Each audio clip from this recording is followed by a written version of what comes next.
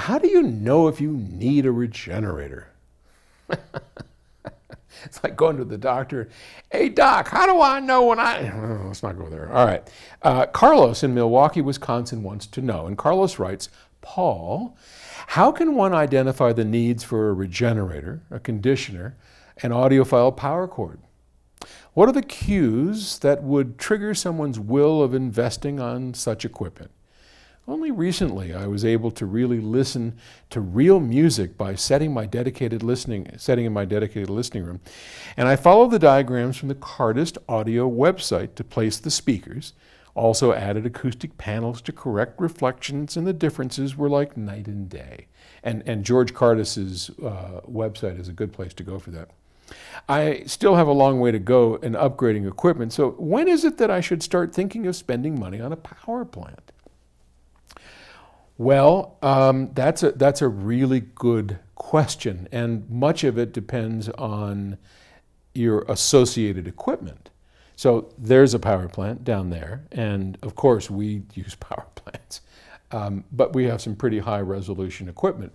So for example, we sell a little Sprout, which is this wonderful little integrated amplifier that's $600, right? I would not recommend a power plant for a Sprout system. I don't think you would get the benefits of it. You might notice a small difference, but I don't think you're going to get the benefits from it.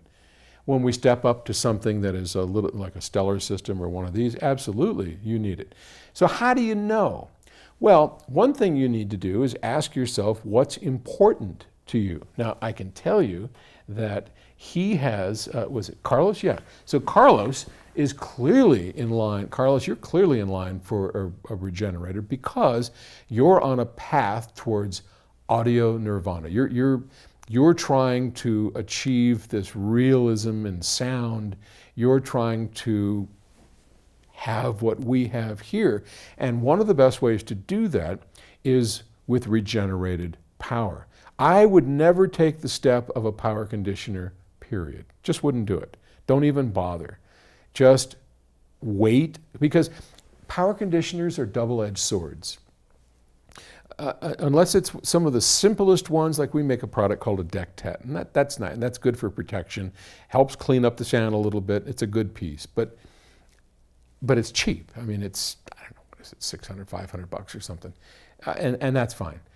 But to spend money on a component level power conditioner, you're going to have a few benefits, like a little bit cleaner sound, but you're also going to rob the system of life.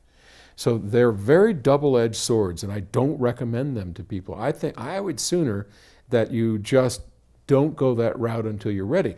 And where along the path? Well, as I've said a number of times, make sure your speakers are up to snuff. Put your money into the loudspeakers. You want to get the best loudspeakers you can manage. Maybe you already have those. So what's the next steps along the journey? Work your way back.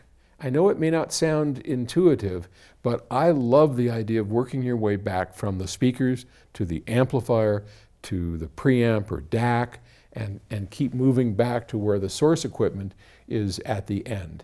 Now, if you can start from scratch, absolutely. Build a solid power foundation with a regenerator and move out from there. But the way you're doing it, I would just make sure all the other components are there.